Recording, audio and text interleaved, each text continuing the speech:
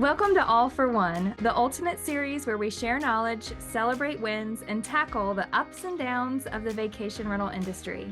I'm Katie BN. And I'm Christy Conway. And between Katie and I, we have a combined 25 years in the vacation rental industry. Every week, we are going to bring you a 5-minute episode packed with information on how to focus on growing your company and, of course, making sure your company stands out. So pull up a chair and join us as we delve into the fascinating world of vacation rental management on All for One. Because when it comes to success in this industry, we're all in it to win it together. Thank you everyone for joining us again for another episode of All for One. We are so excited today to have the amazing Jade Wolff here to join us. A little bit about Jade. So Jade started in the industry about a decade ago, working with Vacasa when they were a brand new startup, managing about 2,000 homes. Jade helped them develop their inbound sales department. And I love this stat. She has banked over 10,000 hours on the phone with homeowners nationwide. I don't know anybody else that can claim that. Welcome, Jade. Thank you for joining us. Thank you. Thank you for having me. Thanks, Jade. Those are super impressive stats. So we cannot wait to pick your brain today. Can you tell us your current overview of what you're doing at Vintory? Yes, I'm heading up the inbound appointment setting department. So basically, we're going to answer the phone for our partners and have that first owner discovery call. And then we're going to book the appointment for the closer to take it the rest of the way. That's great. And so the purpose of that, I would imagine, is like most property managers are pretty busy. They're not always available to be by the phone. And how important is it for somebody to take that first call, Jade? I would imagine that's a pretty important phone call you don't want to miss. Absolutely, Katie. It's so common that most of the companies we work with, they kind of are just getting started. They don't have enough staff to be holding down the phone, and they're out in the field, so they're missing those crucial calls that the marketing is generating. So by having someone who's dedicated to answer the phone, it's really important, because if you don't pick up the phone when people are calling, you're going to play phone tag, and you're probably going to lose that game. So you really want to make sure you're making the most of every call that comes in, and that's having somebody who can live answer, have a discovery call, and get to the next phase of the sales process. And I think in today's world, Jade, too, is, phone calls are so important to answer fast, but what about emails and text messages? Do you want to respond to those fairly quickly as well? Absolutely. Responsiveness is key in all of sales. So not only are we picking up the phone, we're also answering the text messages, the chat widget, and the form submissions. So, we want to have as many threads of that lead funnel coming in as possible. And that's not something that you want just anybody doing, right? Like it can't just be, your sister when you're on vacation who doesn't have any sales experience. I feel like that first impression is probably one of the most important phone calls that you're going to have with a prospective homeowner. Is that right? Yes, first impressions are key. They're going to be judging how professional is this company. Do I feel comfortable having a next conversation with them? And if they feel like you're answering the phone with just hello, you're not doing a professional company greeting, they're making judgments every minute that they're on the phone with you. So you want to have your best foot forward. Yes. And Jade, I can't tell you how many times I've called a property manager and they do answer the phone and they say hello. And it's like, oh my gosh, you really need to identify who you are when that phone rings, because this person was brave enough to pick up the phone or text you or email you. Yeah, you just want to make sure you're using a professional company greeting. And I realize that most people are using their cell phones to route these business calls too. But it's important to save those incoming lines as a contact, so you can see that it's coming in as a lead, and you can stop what you're doing. You can grab that call. It's super important, and you can answer with your company greeting. And that also puts you more in a control position in the conversation, because if you just say hello, then the caller says, am I calling such and such company? Now they're asking questions. They're unsure.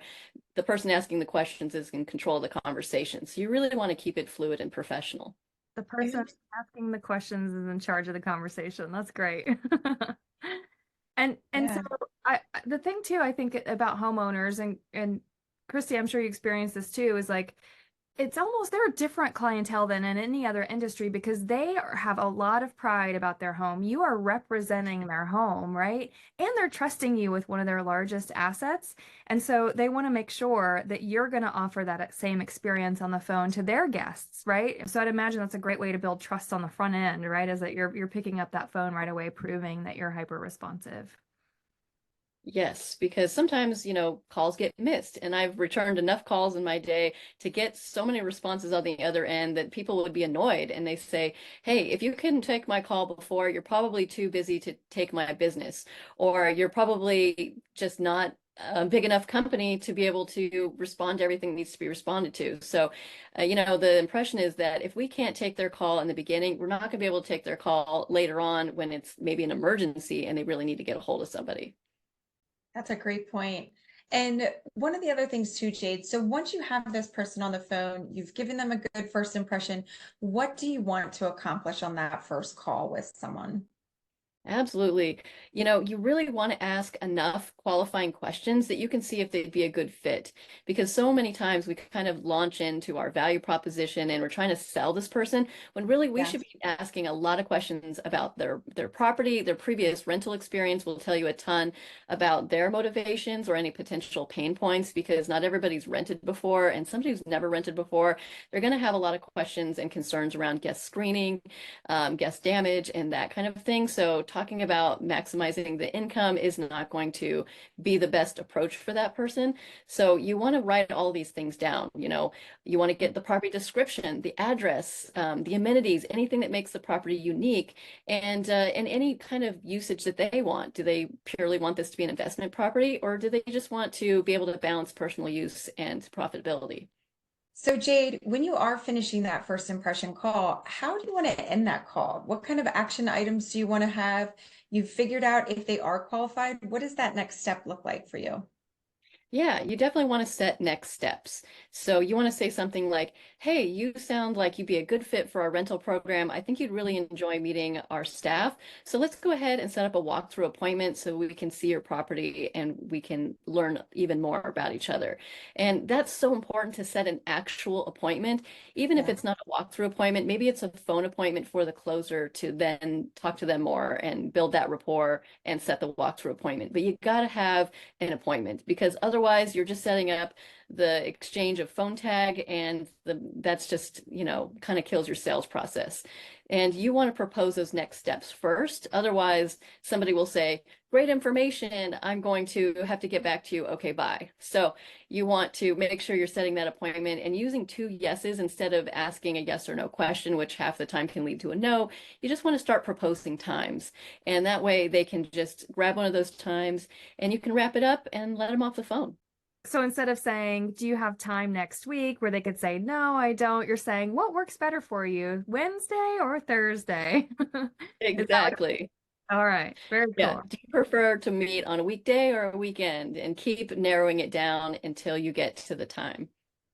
And that's important, Jade, right? Because most of these people that are calling you, they are business professionals. They own a second home, right? So they're doctors, they're lawyers, they're dentists, they're entrepreneurs. They own their own companies. So they don't have time to call you a bunch. So I think, just to kind of wrap it up, the other thing is too, when you talk to these people, it's, "Hey, is it best to text you? Do you have a secretary?" Because sometimes when I was doing this, it's good to find out if this person has a second person that you can communicate with as well. I do think finding whoever is another decision maker is a great thing to do because if you're setting any appointments, you want to see if you can loop them in. Otherwise, often what happens is that they're trying to convey the information to the other person who's not keen on renting, and then Yes. the deal doesn't really go anywhere. So at least if you can get both people on the call, that's really important. I do try to stick with phone calls and appointments versus communicating too much on text and email because the thread gets dropped and too much time goes between text and email, and you're not Yeah. really able to build that rapport. So that works good for maybe, modifying a time for an appointment. But if somebody is trying to communicate with me via email or text, I'm always trying to say, "Hey, what's the best number to reach you on? I'd love to give you a quick call." That's great. And I'd imagine a big part of that too is having an organizational method or some kind of CRM in place, right? So you use the Ventori CRM, I imagine. Tell us a little bit about what you would recommend there. Yes, it's crucial to use a CRM. You've got to keep your sales conversations organized, and we've built one that's specifically designed for the vacation rental industry. And it's got a lot of tools to make your job very easy, especially the automations. And some people are intimidated by automations, but you just need to learn more about them because it can automate some of the touch points when somebody's unresponsive. You can send a text, and a couple days later you can send an email, a couple days later even a voicemail drop. So if you leave those touch points, and statistically it's 8 to 10 times you have to call somebody back if you're not getting a hold of them, and who has time for that kind of phone tag? So if you're building a drip automation that has those elements, you call them a couple times, you can't get a response, drop them in an automation, and then they can respond and you can pick it up fresh again. So that's just one of the many ways that our platform helps people make the most of their day. All right, so let's wrap it up today with some action items. Jade, tell us some things that people who are listening today can do today, that can implement right now, that are going to make noticeable change for their business. Well, of course, the number one is answer the phone. And if you're going to be out for the day or on vacation, that you're transferring those phone lines to somebody who can. And make sure that you audit your phone lines occasionally. See what the experience is for the customer coming in. Because a lot of times when I have done some mystery shopping, you get into a convoluted phone tree that is not a great experience. You end up just leaving before you go all the way through it. And you just want to make sure there's enough rings that you're getting the opportunity to pick up the phone, but not so many rings that somebody's going to get impatient and just hang up and not leave a message. So audit that regularly and make sure your staff is picking up those calls. And keep an eye on your responsiveness would be number three. So, looking back at what are those response times for those form submissions, for those callbacks, and just making sure that your attentiveness is your number one priority, because they're not just shopping with you, they're shopping with your competitors. And at the end of the day, the person who gets the deal is the person who's working the tighter sales process. I think that's all we have time for today. Thank you again, Jade, so much for joining us. We appreciate you being here. It was my pleasure. All right, everyone, check back with us next week. We're releasing a new episode every Friday. Keep growing, keep succeeding, and until next week, all for one.